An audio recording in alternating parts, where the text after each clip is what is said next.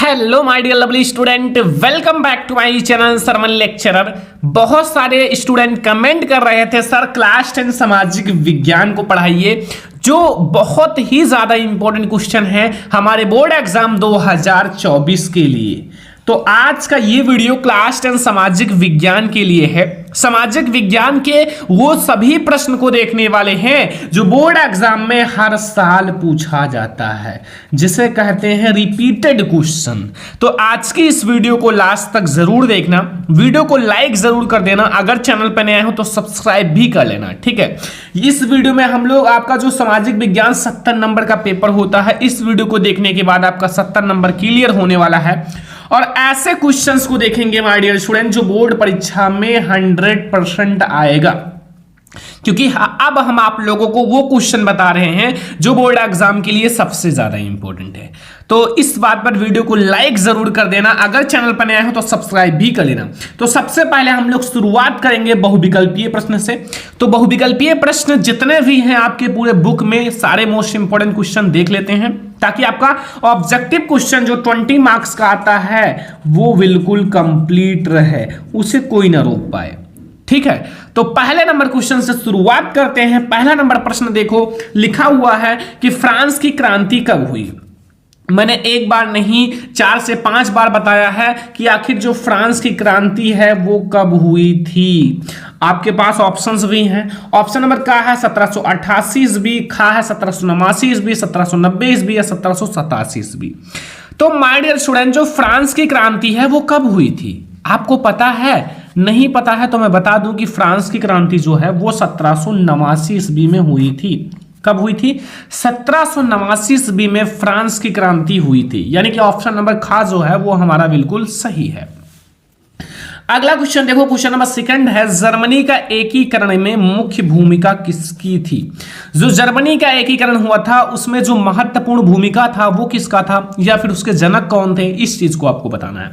Option number का है auto von Bismarck, खा है विलियम प्रथम, गा है मैथ्सनी या फिर हिटलर। तो जर्मनी के एकीकरण में जो हमारा मुख्य भूमिका था वो किसका था। मैंने आपको जर्मनी का एकीकरण पढ़ा रखा है, इटली का एकीकरण पढ़ा रखा है, आपने नहीं देखा है देख लो, ठीक है। अभी भी आपके पास समय है, अभी बहुत समय है पढ़ने का। जो पढ़ना चाहते हैं अभी भी पढ़ सकते हैं, जो रील्स देख रहे हैं, फेसबुक चला रहे हैं, इंस्टाग्राम चला रहे हैं, वो चलाते रह जाएंगे, टाइम निकल जाएगा और बर्बाद हो जाएंगे, ठीक है। तो अभी समय है, पढ़ लो। तो इसका नाम है ऑटो वन बिस्मार्क। जो जर्मनी का एकीकरण का जनक था वो था हमारा ऑटो वन बिस्मार्क, ठीक है। क्वेश्चन नंबर 3, राष्ट्रवाद का प्रारंभ जिस देश से हुआ है। जो हमारा नाम है यूरोप में राष्ट्रवाद, तो भैया एक शब्द आया है राष्ट्रवाद। तो राष्ट्रवाद का प्रारंभ जिस देश से हुआ उसका क्या नाम है। ऑप्शन नंबर का है जर्मनी, इटली या फ्रांस या फिर इंग्लैंड। तो राष्ट्रवाद का प्रारंभ जो है वो किस देश से हुआ है। तो राष्ट्रवाद का प्रारंभ हमारा फ्रांस से हुआ है। कहां से हुआ है? फ्रांस से। याद रखना कि अगर आपसे कोई भी पूछे कि राष्ट्रवाद का प्रारंभ किस देश से हुआ है तो वो हमारा फ्रांस से हुआ है। क्वेश्चन नंबर 4 आ जाओ, लिखा हुआ है स्वराज्य हमारा जन्म सिद्ध अधिकार है, मैं इसको लेकर रहूंगा। यह किसने कहा था, यह किसका कथन था, यह किसने कहा था। ऑप्शन नंबर का है गोपाल कृष्ण गोखले या फिर गोपाल कृष्ण दास या फिर बाल गंगाधर तिलक या फिर जवाहरलाल नेहरू या महात्मा गांधी। तो ये जो कहा था वो कहा था बाल गंगाधर तिलक ने। कौन कहा था?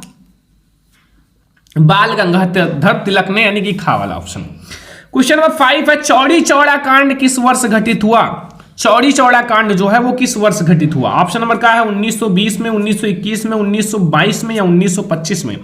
तो चौड़ी चौड़ा जो कांड है वो हमारा 1922 में घटित हुआ था। कब घटित हुआ था? 1922 में हमारी चौड़ी चौड़ा घटना घटित हुई थी। तो ये हमारा क्वेश्चन नंबर 5 है और आई होप कि आपको क्वेश्चन नंबर 5 तक समझ में आ गया होगा। क्वेश्चन नंबर 6 आ जाओ, यहां लिखा हुआ महामंडी का प्रारंभ किस देश से हुआ। महामंडी जो है उसका प्रारंभ किस देश से हुआ। ऑप्शन नंबर का है 1919 में या फिर किस वर्ष हुआ, किस वर्ष बताना है। 1924 में, 1929 में या फिर 1934 में।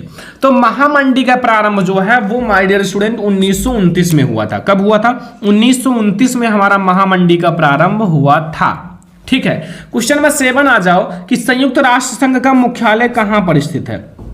जो हमारा संयुक्त राष्ट्र संघ है उसका मुख्यालय कहां पर स्थित है, मतलब संयुक्त राष्ट्र संघ का मुख्यालय कहां है। ऑप्शन नंबर का है वाशिंगटन या जिनेवा या न्यूयॉर्क या ऑस्ट्रिया। तो संयुक्त राष्ट्र संघ का जो मुख्यालय है माय डियर स्टूडेंट, वो हमारा कहाँ है, वो हमारा न्यूयॉर्क में स्थित है। कहाँ स्थित है, न्यूयॉर्क में स्थित है भैया संयुक्त राष्ट्र संघ का मुख्यालय। अगला आ जाओ, क्वेश्चन नंबर 8 लिखा हुआ है बंबई में पहली कपड़ा मिल की स्थापना हुई। बंबई सपनों का शहर, ठीक है।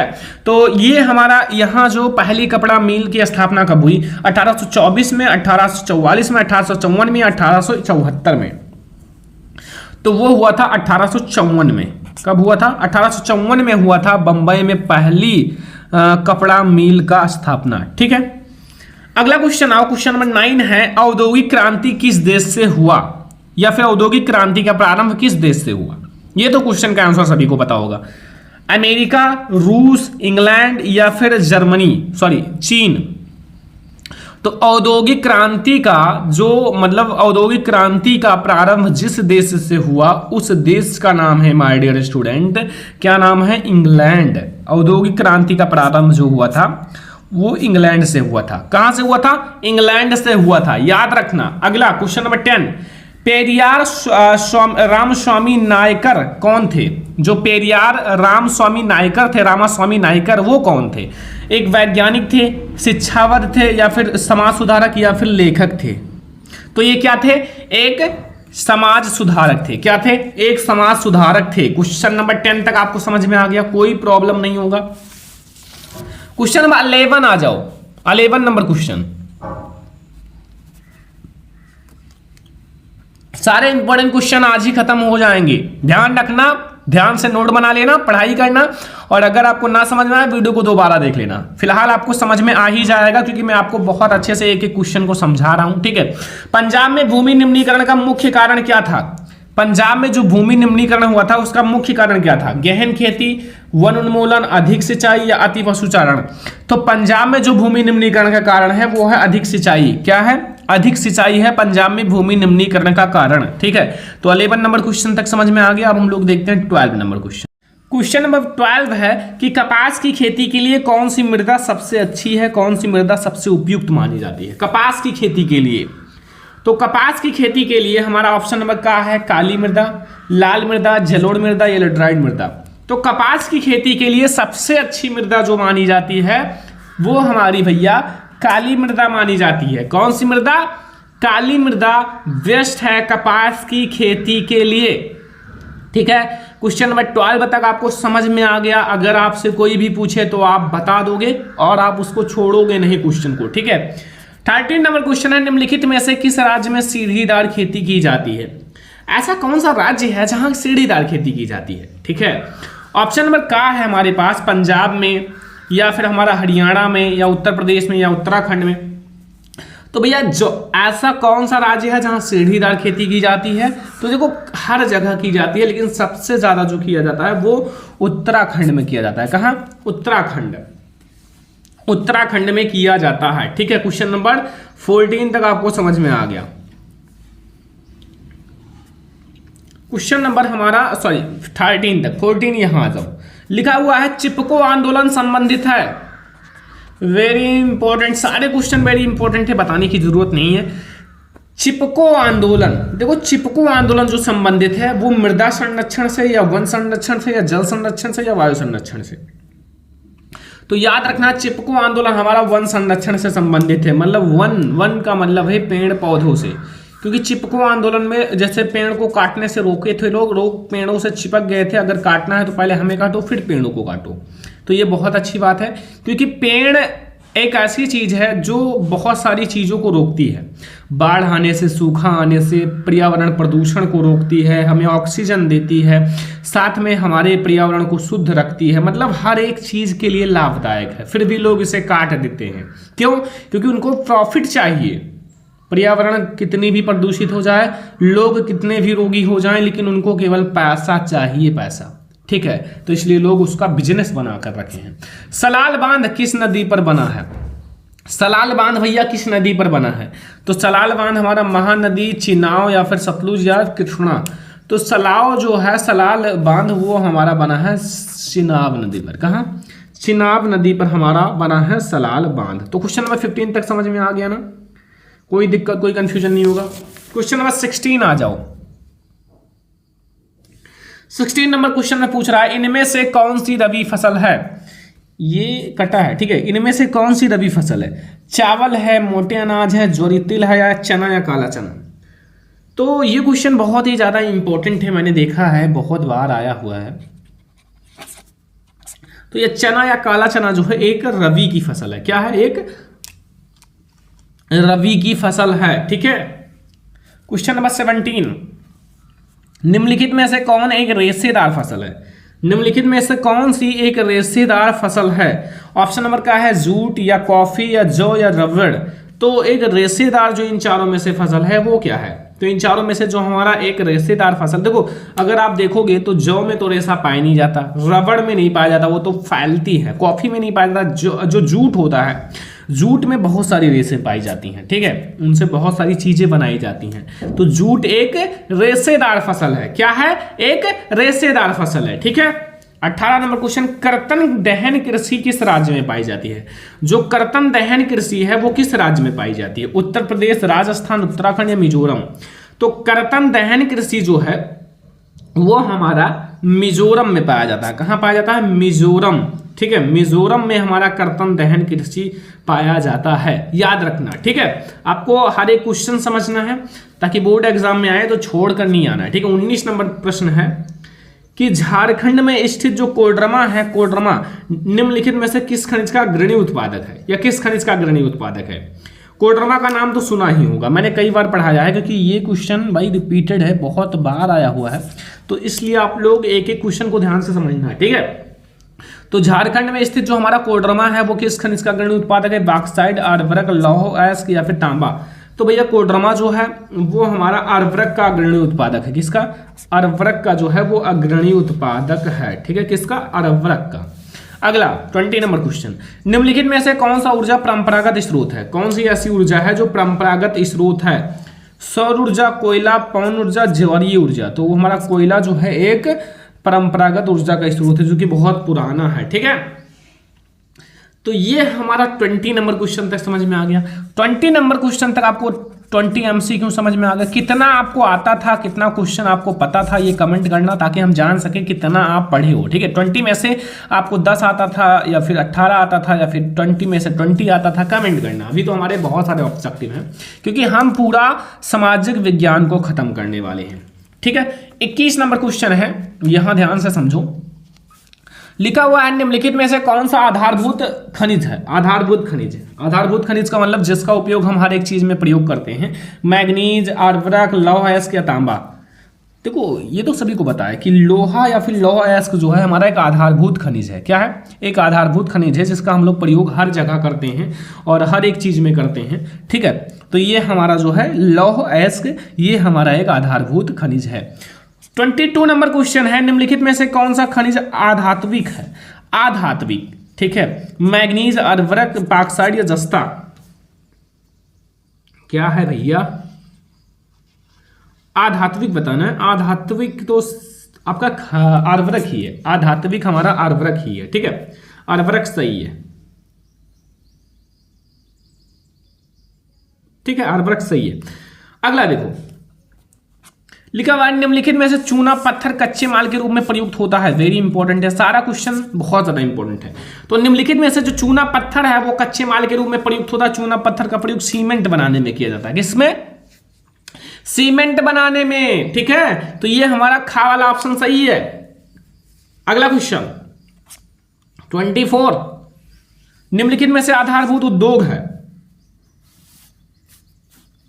एक आधा आधारभूत खनिज, अब आया है आधारभूत उद्योग, तो वो हमारा लोहा अयस्क था। तो ये भी हमारा लोहा से ही रिलेटेड है, इसमें लौह और इस्पात हो जाएगा। बस देखो भाई कुछ ट्रिक भी याद रखो ताकि आपको क्वेश्चन थोड़ा सा आसान लगे और आप उसको फटाफट कर सको, ठीक है। कुछ चीजें होती हैं ट्रिक के साथ समझी जा सकती हैं आसानी से, ठीक है।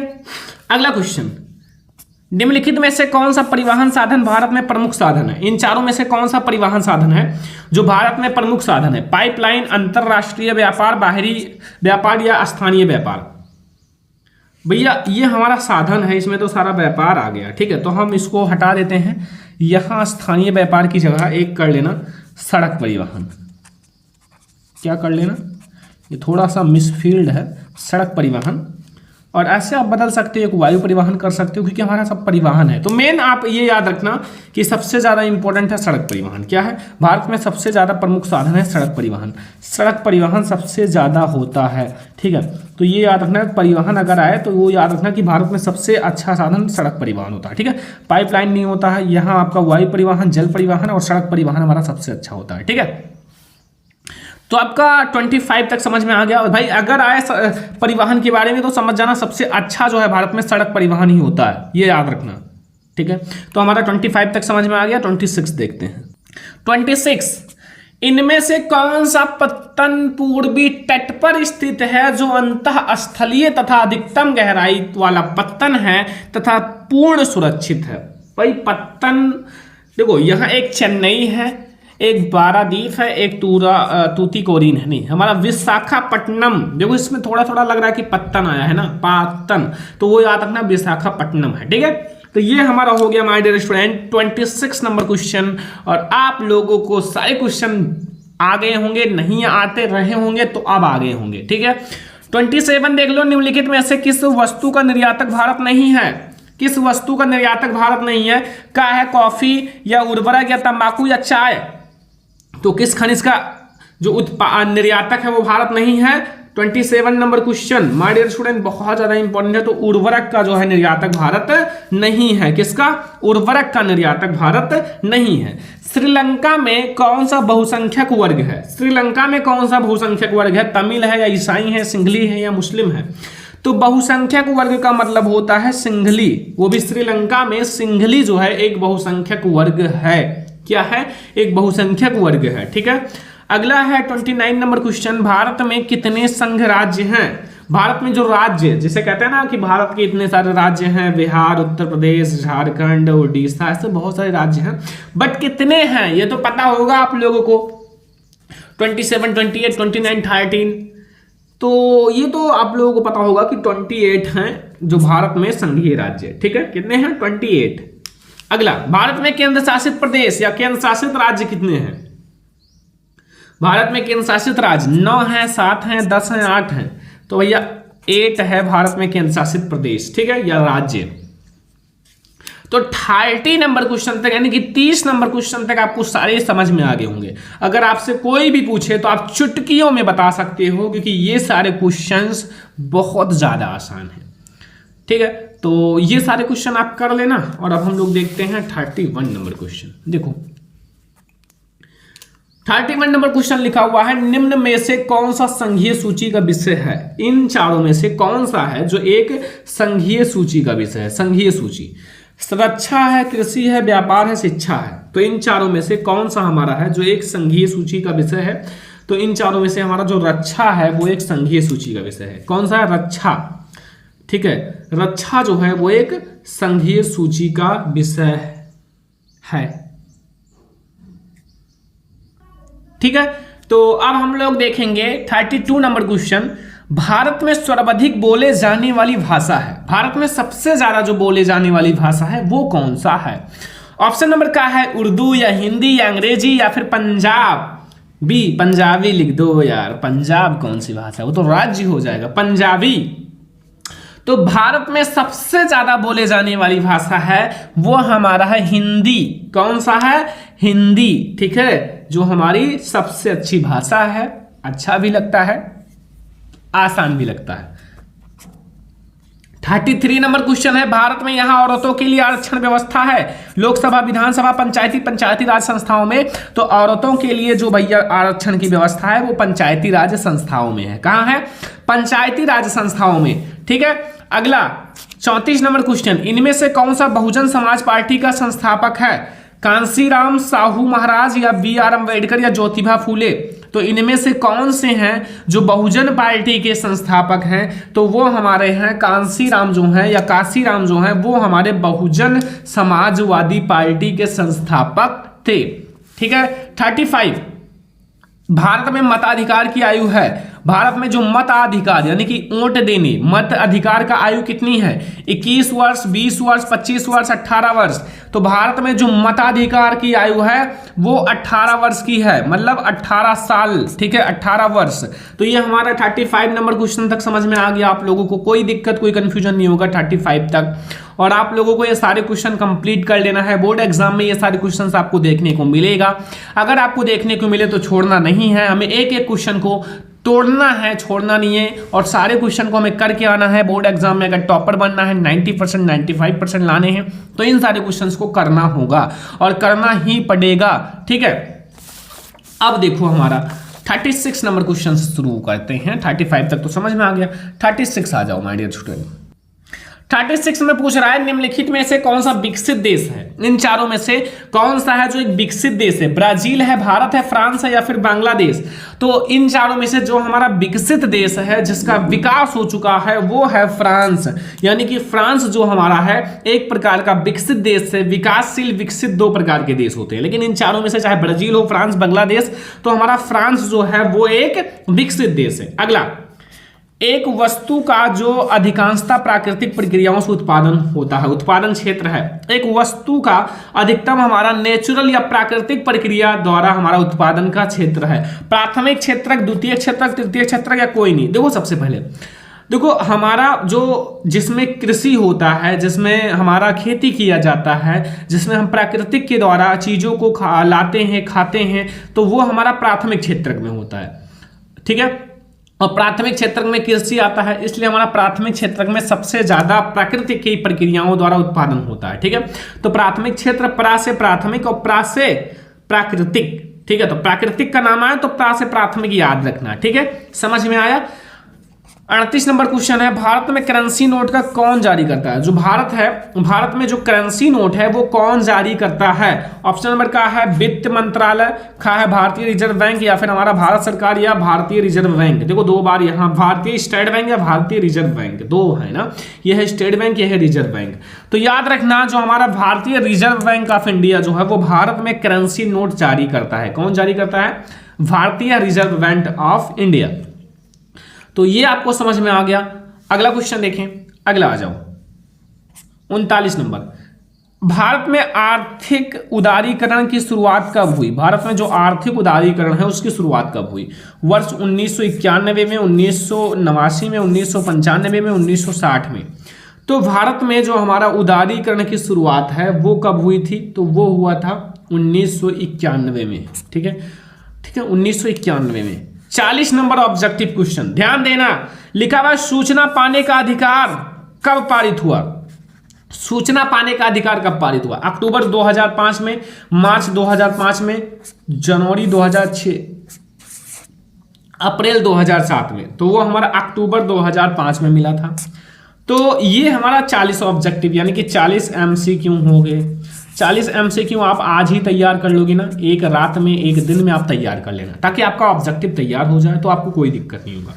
तो देखो हम इसका 2 से 3 पार्ट लाएंगे, ताकि आपका ऑब्जेक्टिव, फिर लॉन्ग, फिर शॉर्ट, फिर लघु उत्तरीय, मानचित्र संबंधित प्रश्न, ऐसे हम लोग सारे को पढ़ने वाले हैं, ऐसे हम सारे सब्जेक्ट को भी पढ़ने वाले हैं। तो आप लोग ध्यान से पढ़ना एक एक क्वेश्चंस को। और आज हमने ऑब्जेक्टिव पढ़ लिया, तो ऑब्जेक्टिव आपको समझ में आ गया हो तो इस वीडियो को ज़्यादा से ज़्यादा लाइक भी करना, शेयर भी करना। और हम लोग ऐसे ही और भी क्वेश्चंस जो आपके लघु हैं, दीर्घ हैं, मानचित्र संबंधित प्रश्न सबको पढ़ने वाले। तो पहले अब हम ये वीडियो ज़्यादा बड़ा नहीं रखेंगे, बहुत ही अच्छा वीडियो है, अगर इतना आप लोग ऑब्जेक्टिव पढ़ लिए तो बहुत है।